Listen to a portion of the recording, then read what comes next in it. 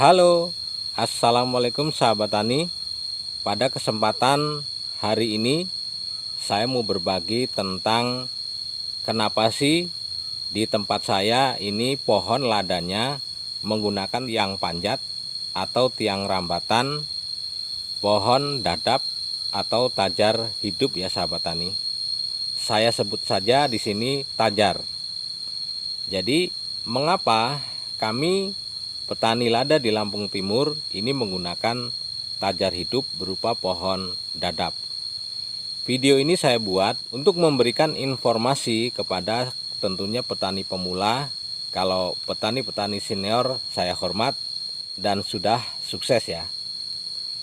Apa kabar hari ini? Semoga selalu dalam keadaan sehat-sehat ya. Dan tentunya apabila sahabat tani dan teman-teman yang lain menyukai konten-konten saya, monggo di subscribe, like and share, dan jangan lupa bunyikan tombol loncengnya. Buat sahabat tani yang sudah subscribe, saya ucapkan banyak terima kasih.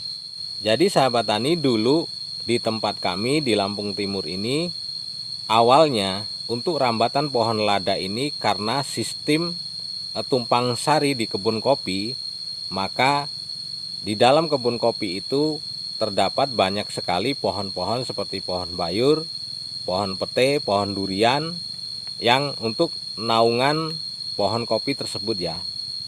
Dan kala itu ditanemin lada dan akhirnya si pohon lada itu merambat ke pohon tersebut. Tetapi dengan berjalannya waktu, lama-kelamaan pohon lada ini dibudidayakan. Pohon dadap ini pun ada beberapa jenis. Jenis yang pertama adalah jenis pohon dadap minyak.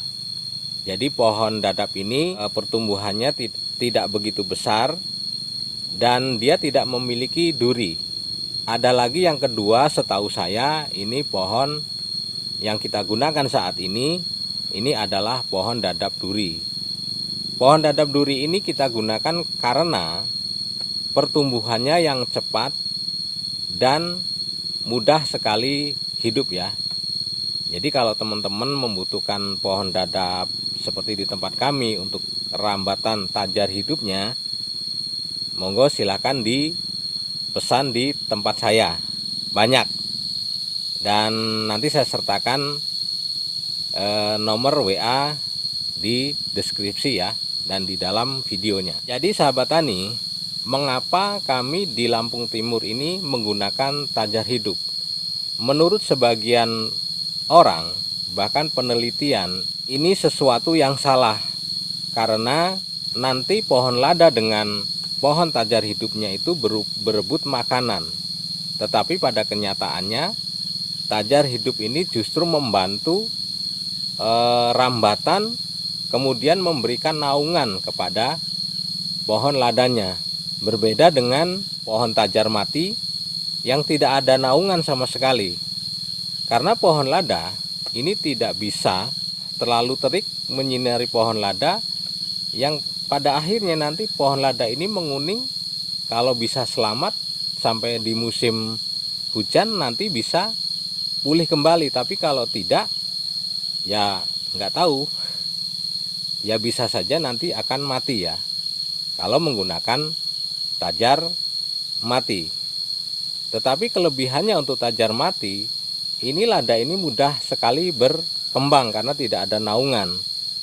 Dan memang tidak berebut makanan karena memang tajar hidupnya ini mati. Jadi memang sangat disarankan untuk tajar matinya. Nah, di sini saya tidak mencari perbandingan antara tajar hidup dan tajar mati, memberikan informasi tentang tajar hidup yang kita pakai. Tajar hidup ini akan terus-menerus memberikan naungan kepada pohon ladanya. Karena yang tadi saya bilang, pohon lada ini tidak tahan dengan cuaca panas.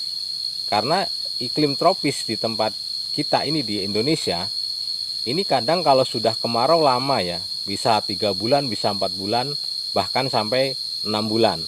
Tetapi ketika kita menggunakan tajar hidup, maka naungan itu akan terus menaungi pohon lada yang kita tanam ya sahabat tani. Untuk berebut makanan, saya bilang, menurut pengalaman saya bilang tidak terlalu signifikan ya. Karena tajar hidup berupa pohon dadap ini akarnya ini di bawah. Sedangkan pohon lada ini akarnya mengarah ke atas. Memang ada persaingan, tetapi menurut saya ya akar-akar tersebut mencari makanan, mencari nutrisi di tempat-tempat yang berbeda. Kalau untuk lada sendiri, akar lada sendiri itu akan mencari nutrisi dan makanan yang ada di atas akar pohon dadapnya itu tadi ya sahabat tani. Di samping itu, tajar pohon dadap ini sebagai rambatan juga sebagai pengambilan makanan di kulit pohon dadap itu.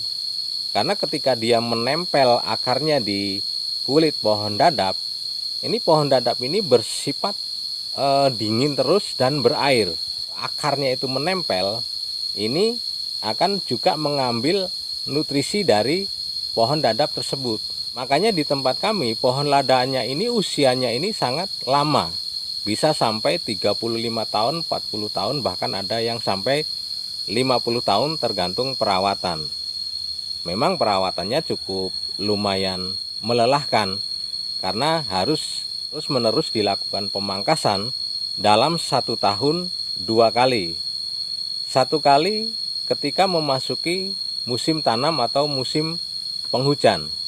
Yang kedua kali ketika di bulan-bulan transisi ya, antara berkurangnya intensitas hujan yang pohon dadap tersebut akan rimbun. Jadi kita boleh pangkas, tapi jangan dihabiskan. Cukup kita serang ya. Kita sisakan 2 atau 3 cabang di atasnya. Nanti untuk naungan ketika ada panas ya sahabat tani. Dan berbeda lagi dengan pohon tajar mati yang digunakan untuk rambatan pohon lada. Ini memang secara pengambilan nutrisi ini lengkap. Karena memang dia sendiri ya, tidak ada saingan. Tetapi ketika musim panas dan musim hujan terus-menerus, apakah bisa mempertahankan pohon lada tersebut bisa berumur panjang? Sahabat tani, untuk penanaman pohon dadap ini setelah kita tanam, kita pelihara lagi dalam 1 tahun supaya pohon dadap ini bisa berkembang dulu, baru kita tanamin sulur atau bibit pohon ladanya. Bibit ladanya bisa kita tanam dengan bibit sulur gantung, sulur cacing, sulur tandas, bisa juga jambangan.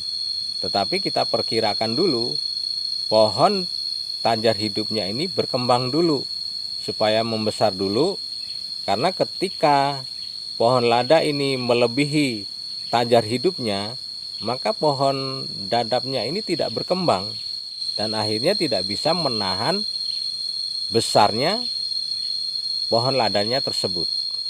Jadi kalau ada yang bilang bahwa tajar hidup ini mengurangi perkembangan pohon ladanya, ini tidak pas ya sahabat tani. Memang direkomendasikan untuk menggunakan tajar mati karena tidak ada persaingan dalam pengambilan makanan. Tetapi di video-video saya yang kemarin bisa dilihat bahwa pertumbuhan pohon ladanya ini bagus-bagus. Cuma memang berbeda dengan pohon tajar mati. Bentuknya ini berbeda. Kalau untuk tajar mati, bentuknya ini akan merucut ke atas. Tetapi kalau untuk tajar hidup, ini lurus ke atas, baru nanti kalau kami sebut di sini adalah gembong ya. Gembong itu membesar di bawah, bisa membesar di atas. Kalau untuk tajar hidup ini bisa gembong di atas, juga bisa gembong di bawah, tergantung perundukan ya sahabat tani. Jadi menurut saya sangat tepat kita menggunakan tajar hidup. Selain untuk penaungan ketika musim kemarau panjang, juga menambah umur daripada pohon ladanya ini. Tentu kita harus barengi dengan pemupukan, perawatan, dan pemangkasan ya sahabat tani, dengan rutin dan dengan cara-cara yang baik. Nah, seperti yang kita lihat saat ini pohon dadapnya ini sangat ideal dengan pohon ladanya. Jadi ketika nanti kita runduk, ini akan sesuai dengan apa yang kita harapkan. Pohon dadapnya ini sudah membesar, dan pohon ladanya yang mau kita turunkan nanti atau runduk ini baru berumur sekitar 1,5 tahun.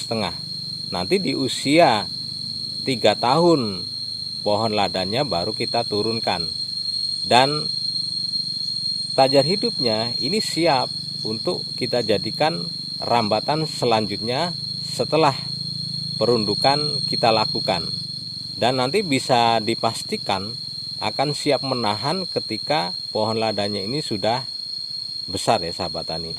Demikian ya sahabat tani, sekilas informasi tentang tajar hidup rambatan pohon lada di tempat kami. Ini saya informasikan kepada petani-petani yang baru mau menanam pohon lada dan petani-petani pemula.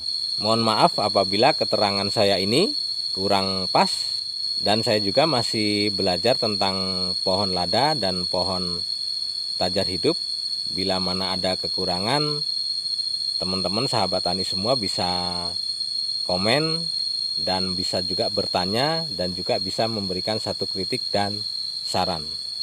Oke sahabat tani, terima kasih sudah menyaksikan video saya, dan salam satu tanaman, jaga selalu kesehatan, dan saya akhiri. Assalamualaikum warahmatullahi wabarakatuh.